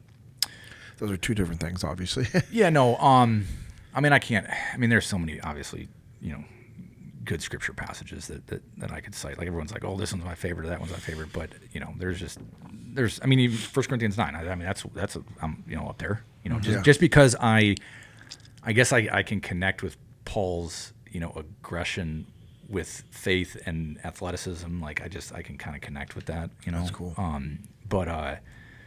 But yeah, I didn't really have a strong change in my faith and more of a drive until about halfway through my career in the teams, you know, on a deployment. So before that, I wasn't really kind of leading in the direction that I'm trying to now. Yeah. Did something happen on deployment that you're like, oh, whoa? No, nothing like nothing. I mean, obviously there was some sketchy stuff, but it wasn't like, you know, one night and something happened and it was like epiphany. Yep. You know, It wasn't anything like that, but it was just me realizing that I needed to, you know, kind of like, you know, if you're serious about buds, and you know, you're not gonna, like you kind of mentioned before, like you're with Hell Week, like, you know, guys always say, what, you know, how do you get through Hell Week? You know, what's the magic, you know, pill for getting through Hell Week? And it's just like, you want it. Yep. You want it. 100%. You want it at the end of the day. That was the most important thing in my life. You know, I wasn't going to tell my dad that I quit. I was deathly afraid of that. Like, I was way more afraid of calling him on the phone and saying, I quit, Dad. Mm-hmm. You know, just because of our relationship and how much I looked up to him. Yeah, same. And so I wasn't going to do that, but I wanted it. Like, I wanted that. And so kind of with your faith, like, you transfer that drive, and you want to do the things that God asks of us, and you just, it's a drive thing. Yeah, that's awesome, man.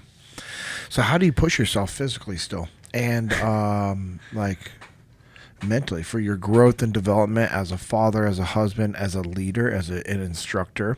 How do you push yourself in those realms, and then also with your push for the physical aspect?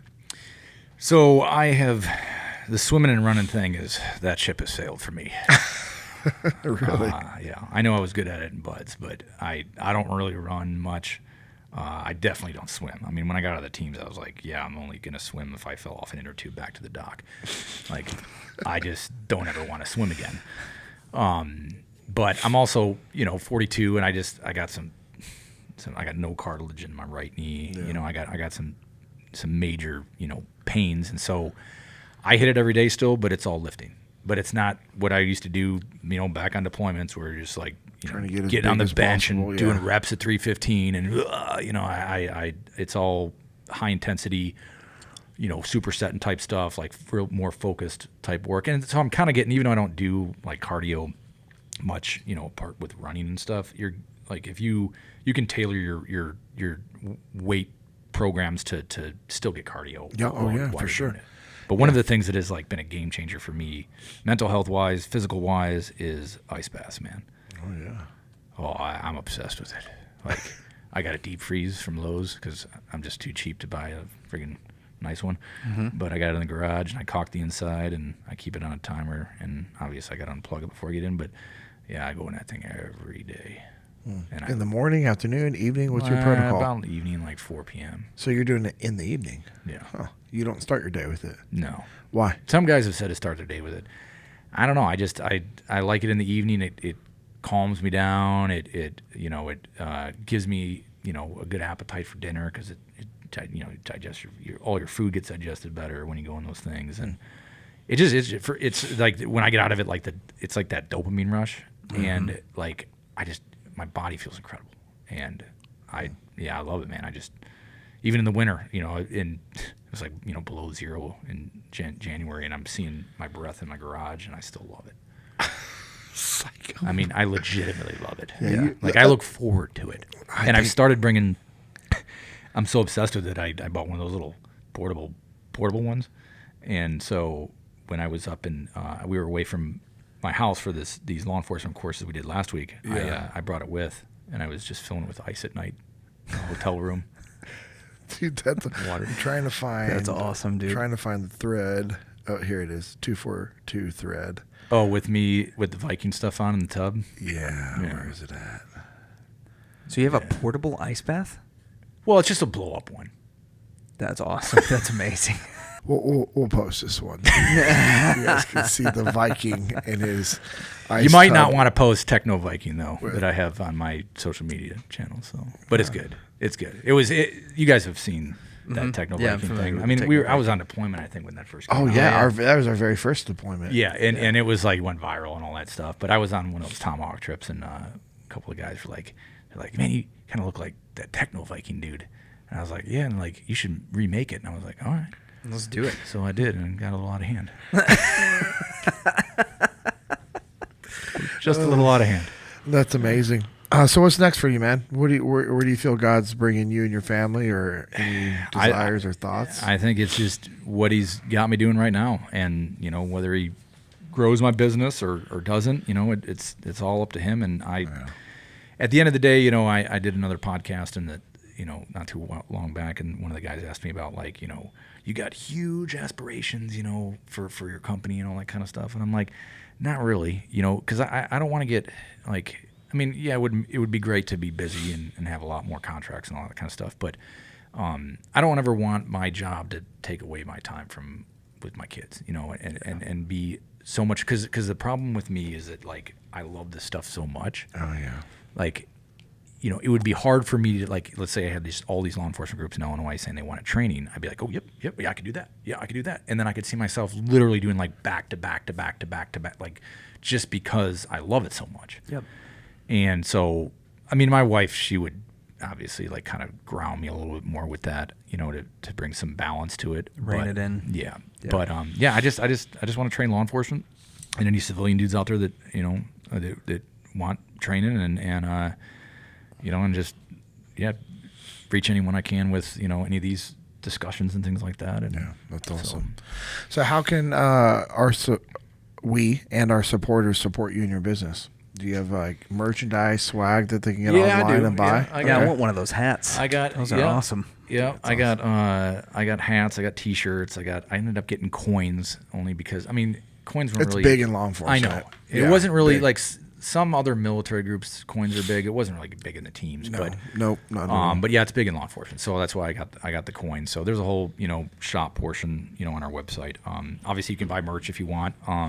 Maybe check out our YouTube, Vanilla Girl Security, Instagram, Vanilla Girl Security, Facebook, under my name, Ben Wallick, and all that kind of stuff. And ultimately my goal isn't to be a social media star or anything like that. It's just I want to bring awareness to my business in order to train guys, because that's my passion is doing that. So you're probably not going to find me taking my morning dump and giving words of encouragement for the day. Probably not a whole lot of Instagram lives where I'm just sitting there, Yeah. But it's amazing. It's so good. Lucas. Well, you know how crazy it gets. Oh, man. No, that's why I'm Yeah. like trying not just to die laughing right now because we've had these conversations before about how some people just take it and they just bring it to a realm that you're like, this is ridiculous. Yep. And it gets uncomfortable because you feel embarrassed for them. Yeah, that's what I'm saying. Like there's some team, I won't name any names, but it's like, dude, really? Like, Yeah. But I think it's like you get enough followers and stuff like that, and it's almost like because it breeds narcissism a little bit to it where you does. think like you almost think like people want to see me doing this menial task or whatever it is. And Yeah, it's when you're doing the menial task, which doesn't provide value. You're like, hey, Yeah. nobody cares that you're doing this one. Yeah, I get it, 100%. Lucas, what questions do you have for Ben? How much time do we have? That's Right? what- Like, well, I mean, like I what do you know, got? I know you guys got stuff that you've got to get to. So you mentioned something in the beginning, and I think this is maybe part of a bigger conversation. You mentioned that you were part of SEAL Team 8, and then the Force 21 stuff happened. What's Force 21? It was basically where they just needed more dudes to deploy. And so they basically just started deploying a whole bunch of guys, and they needed more guys to deploy with too. So Okay. they just shifted us over there. Okay. Yeah, I mean, that happened on the West Coast too. didn't it? Yeah, it screwed up workup cycles and everything for guys. Yeah, we didn't get a normal workup cycle. It was weird. And then we were like, because we were originally like Team 8, and then we were Team 2, but we were like the bastard kids of Team 2 almost because we weren't there originally. And then, it got weird. Yeah. But So Team 2, if I'm not mistaken, those guys do like snow patrols and stuff like that. From the stuff that I've heard, that's Back kind in the of day. something. well, yeah, so like back yeah, in the day, pre that was something they 9/11, trained for. when nobody was doing anything. Yeah. That's one of the things that I mentioned in another podcast. It's like, most civilians like watching this stuff in their basement think that like, team guys throughout all of team guy history have just been hey-hoing into targets, with secret stuff all over the place, and it's just not. That's not what it is. Yeah, hey-ho, by the way, is a high altitude, high opening, right? Yeah, So you jump out from a super high altitude and then boom, pull in, and then you're like drifting in the middle of the night. That's just not the case. But before 9/11, there wasn't really, there was nothing going on. Yeah. I mean, none of those older guys of the team had like actually like been in combat or shot their weapons, and it's nothing against those guys because like Timing. I guarantee you they would have done the same job, given the opportunity to do it. Yep. It's just timing. Some of them. Yeah. Yeah. But our timing with The majority. our timing the was majority would it was have. very perfect for our timing for yeah. and it's weird because I thought that this is just what the teams are like with getting all the gear that we were getting with the deployments, but like those older guys are like, man, you don't understand, like, but that just was my experience, because I just obviously I'd seen too many Charlie Sheen movie Navy SEALs too many times before I went in, and I just thought that that's what it. Now it obviously wasn't like that completely, but you were getting work, and it was only because of the GWAD. Yeah. So, question number 2, we talked about this a little bit off air. You were in the same SQT group that JP was in. So it's you, JP, Leif, Seth Stone, Andrew Paul. What was that SQT group like? Oh, it was awesome. Yeah. Yeah, it was an awesome group, man. Yeah, I remember Leif was such a nice guy. Like, we had like this 2-week leave period or something. Like, I don't know if it was like in the middle of SQT or whatever, but he was going out of town and he let me crash at his place the whole time because I didn't, have anywhere to stay. Yeah. I mean, just stuff like that. And he was, obviously he's an officer, but he was enlisted just as much as he was an officer. I mean, there's a big difference between officers that are officers. I mean, heck, I was having this discussion with the guy the other day. That in the Navy officer handbook. Oh yeah. Do you know what it says in there? Yep. No. There's a section. And this is in like the official handbook, Navy officer handbook. It says the enlisted man is cunning and devious and bears much watching. Now, I don't necessarily disagree with that statement. Right. And cannot be trusted, right? Yeah. And cannot be trusted. Wow. Now I get it. Like. Sure. I 100% Yeah. can relate to those words, but it's that type of stuff, like training them this separation from that point on to where the guys you just mentioned and stuff, they were an officer and we respected that rank, but we respected that rank because they were just I mean, they were good dudes, and they just treated us like we were fellow teammates. Yeah. How did you describe yourself? You were a Liberty what?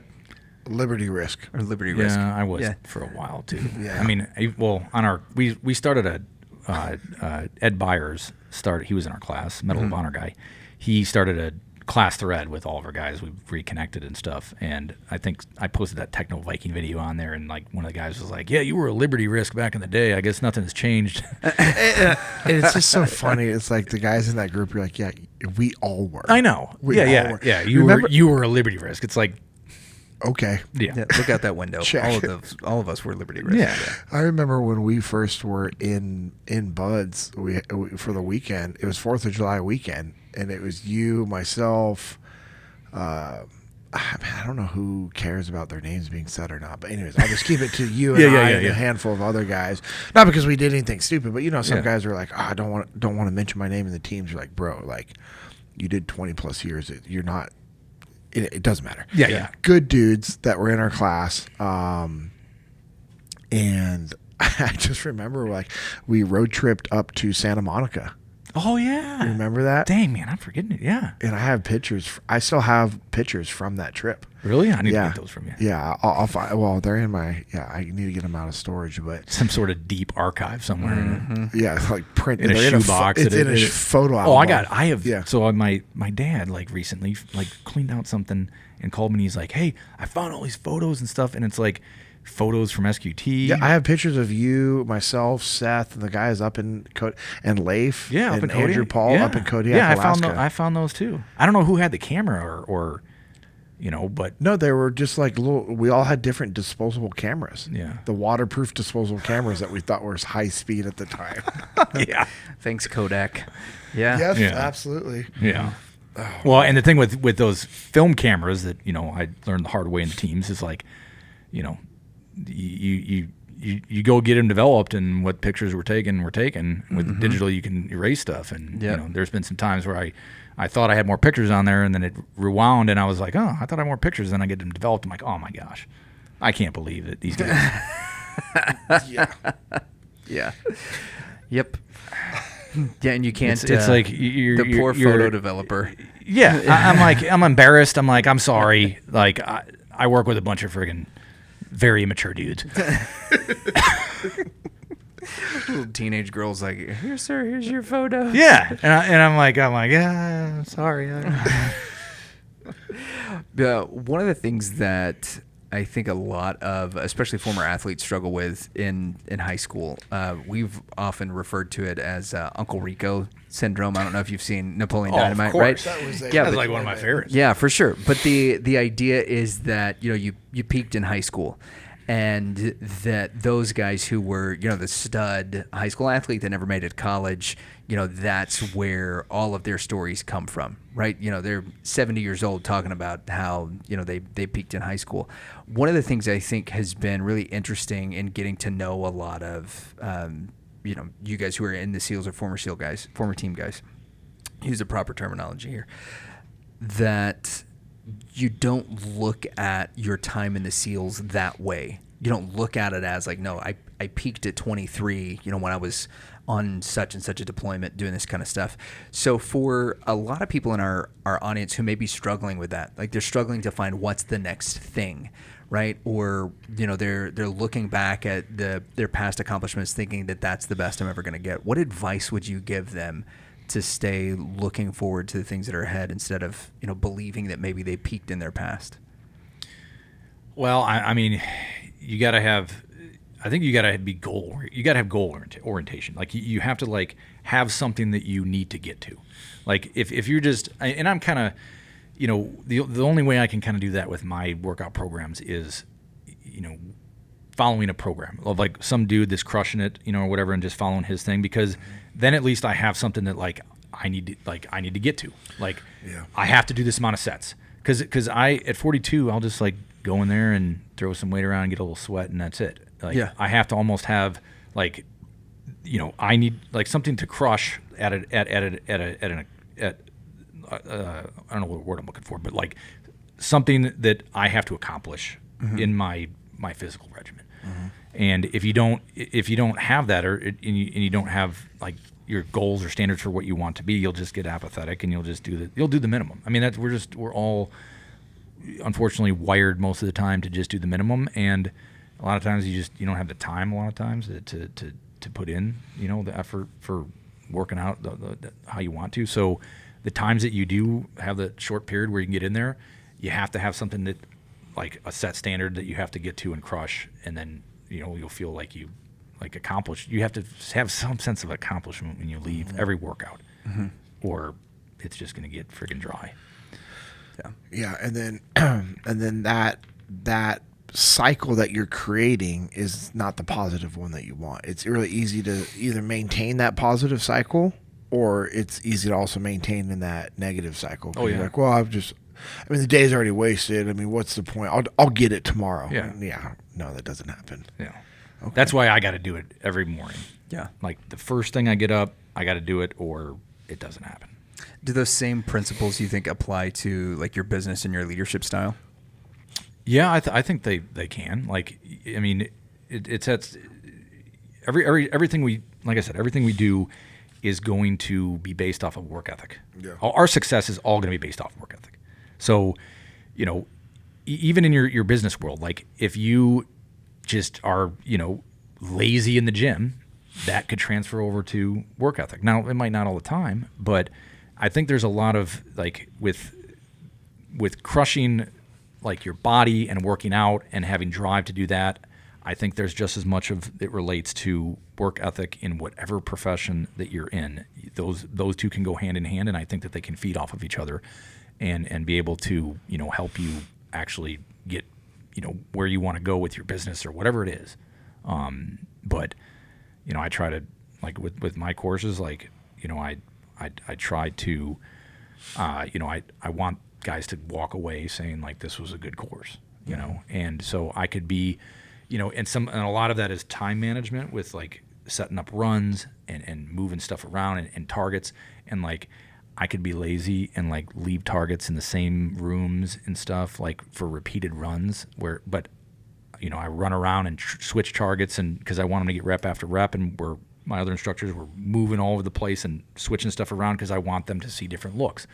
And I could be lazy with that and just not do it, but I want them to have better training value. And so I guess that's kind of my approach to even my company. That's awesome, man. Yeah, that is one of the things. So we've got to do some police training with the local law enforcement groups that we work with. And we had one guy who was formerly the trainer at one of the departments that was like, hey, I want you to stay in the same spot every time whenever you do this so that it's consistent. And then the next time we did the training, there was another officer who was in charge of training. He's like, absolutely not, because I don't want one officer to go back to the others and be like, hey, there's a guy behind door number 2. He's like, you've got to move, right? You're not going to give them an opportunity to cheat at all. And sure enough, probably the second run through, and they're doing like building breaches and stuff like that, and forced entry. And so they come in, and this dude like kicks in the second door thinking that one of us is going to be back behind there, knowing that like, all right, he's going to slam one of us with the door or whatever, just be a little rough. And nobody was in the room.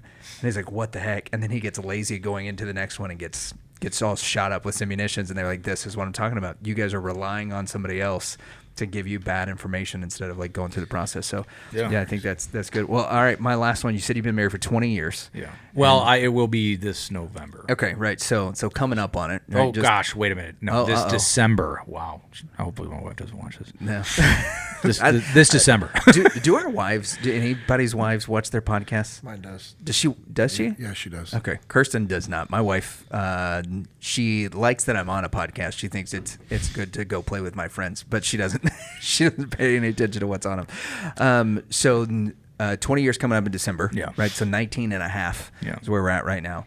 What piece of advice would you give to other married couples to maintain alignment? You guys have gone through a lot, with everything you went through in the SEAL teams, several changes in your environment, your occupation, those types of things. What piece of advice would you give somebody that's, maybe they're in flux? How do you maintain alignment with your spouse? Basically, I think the faith thing helps. Yeah. With having mutual like life track, wanting the same stuff, with our family, being aligned in that way.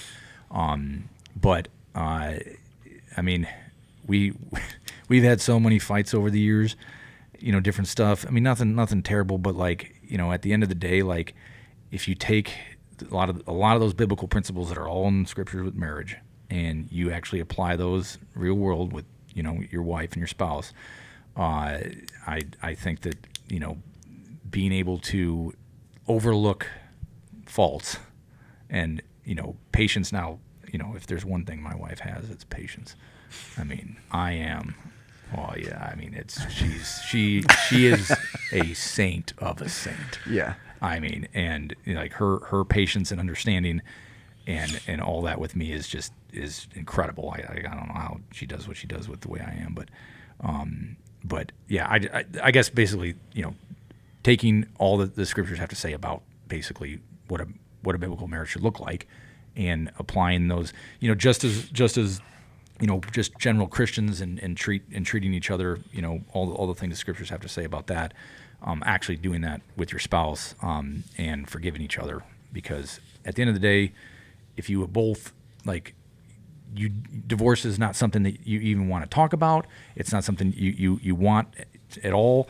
You're going to forgive. You're going to have to move on, and you're the longer you prolong whatever that debacle is and that fight is just it's not gonna benefit you guys. Yeah.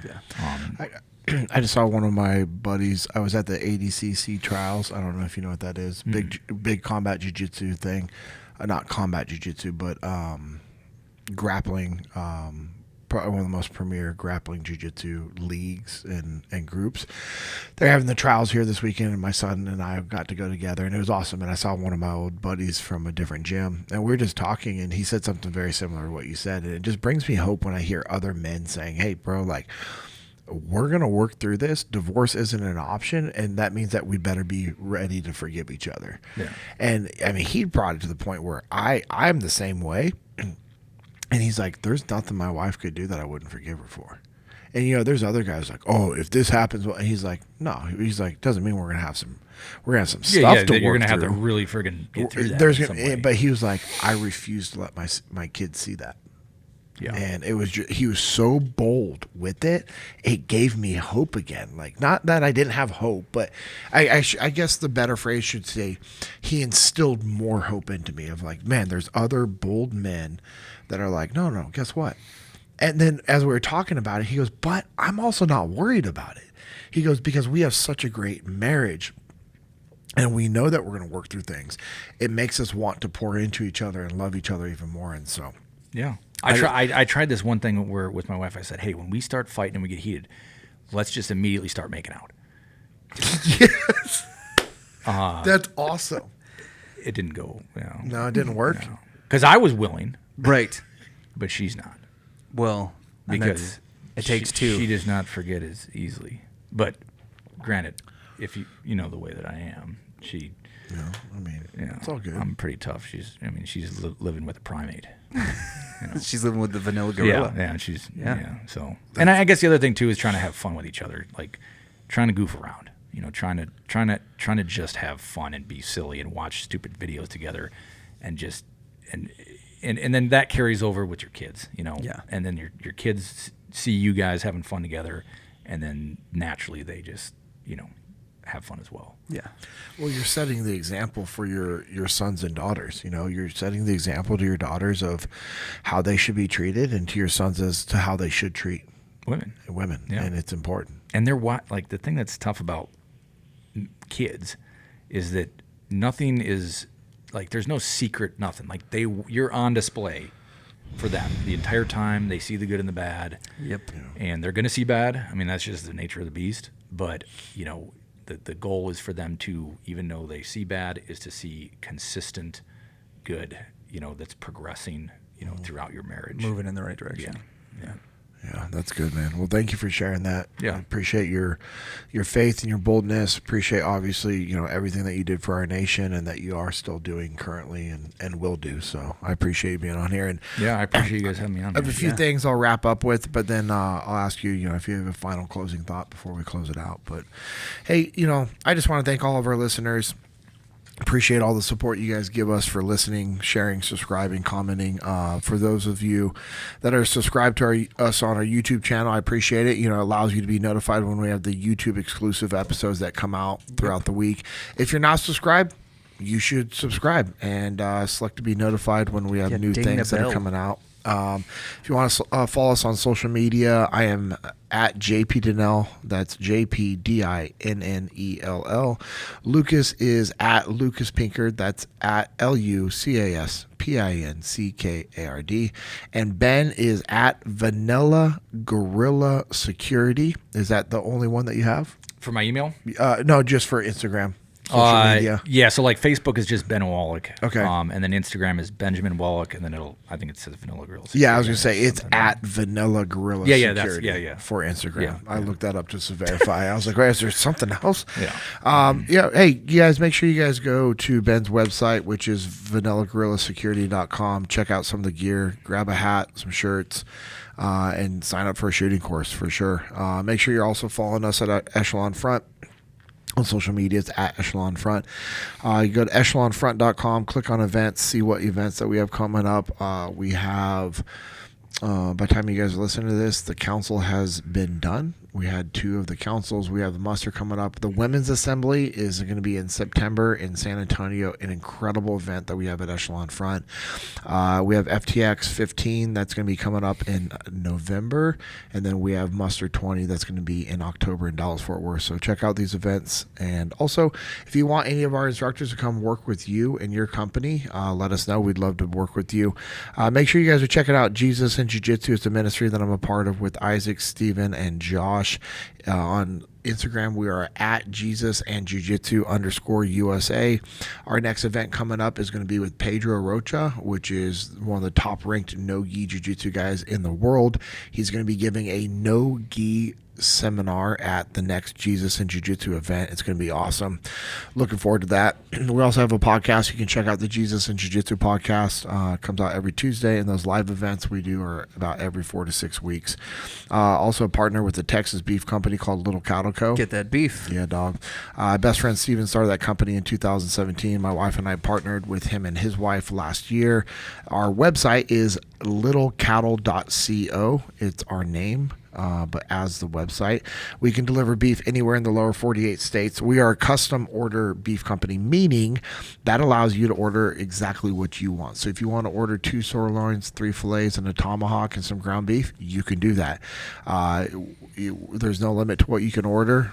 Well, I guess based off of what we have in inventory. We also have a ground beef subscription plan as well. That's pretty popular. You are on that, what, 20? Yeah, I'm doing 20 pounds a month right now, but as soon as you'll kick it up to 30, it's going to be tempting. Okay. Yep. So right now you can get 10 pounds, 15 pounds, or 20 pounds on an auto monthly subscription plan, and we're going to be upping it to 30 as well. We also just launched some new beef tallow products that include our body butter, beef tallow cream, and lip balm. The feedback we've been getting has been absolutely incredible.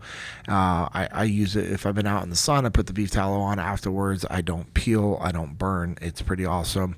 My daughter had a pretty nasty mosquito. You have mosquitoes up in Illinois pretty bad? Yeah. So my daughters and my son, all 3 of our kids are pretty sensitive to them. And Nola got a pretty nasty one right on her face, and we instantly put the beef tallow on it, reduced all the inflammation, the burn didn't, and then the next day it was gone. Dang, my wife might like that because she'll get bit by a mosquito and it'll last like a week. Yeah, I get bit, and like if I don't touch it, 3 hours later it's gone. Yeah, no, with the beef tallow, it gets rid of it. You just same thing with your son, right? Yeah, we the door got left open. The dog knocked the door open because he wanted in, and it was open for probably 10-15 minutes before we noticed it. He's on the other side of the house, on the back porch, and so there was a mosquito in our 2-year-old's room. And it chewed him up. He's got 5 bites on him, and so the next morning he wakes up. Kirsten's taking him to church, like face full of mosquito bites, and she's like, "Oh well, I just want to put on display that the pastor and his wife are the worst parents in the world."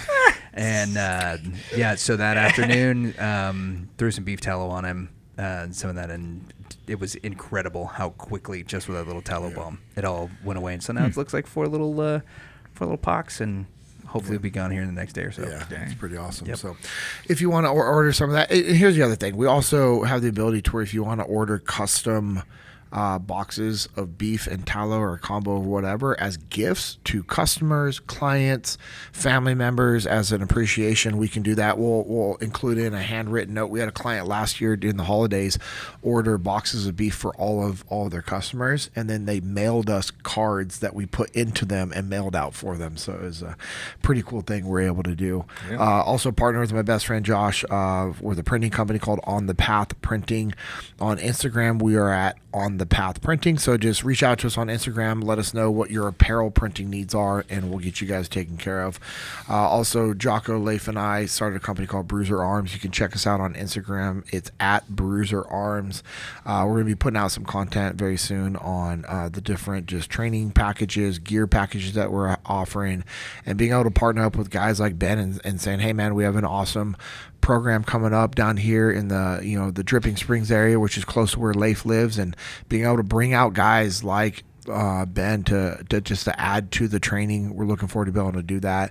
Also, I want to, as we close it out, just thank all the support that Origin and Jocko Fuel has given me and my family over the years, and anything I'm a part of. They're a 100% American-made company. We started off doing Jiu-Jitsu gis. We're 100% American-made with the Jiu-Jitsu gis, rash guards, and now having the boots, 100% American-made hunting line and apparel, jeans, regular pants, dress pants, t-shirts, hoodies, belts, wallets, all those things. It's incredible. 100% American made. So you are supporting the American worker. Pete Roberts has brought manufacturing back to America. Did what everyone said was undoable. So it's been pretty cool to see what they're doing. It's absolutely incredible. You can check out their stuff. Go to originusa.com. You can also go to jockofuel.com to check out all the different supplements, the clean supplements, clean energy drinks that they have. And, you support us by supporting them. Ben, what closing thoughts do you have for us, my man? And again, thank you for being here today.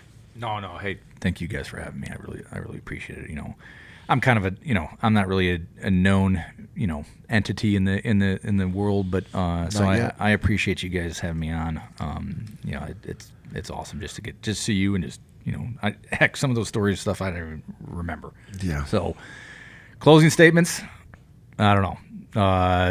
If life's not treating you well, get out there and make it different. Well, I like it. That is a perfect statement for us to close it out, and just that alone, I know this episode will be impactful to you, and as a reminder to go out there and do the work that's needed and to never settle. So Ben, I appreciate you, my friend. Everything that you've done for this nation and everything that you continue to do. And I'll, continue praying for you and your family. And, it's going to be cool to see what God does and how he blesses you and your family and your business. So with that, this has been the JP Dinnell Podcast, episode 41.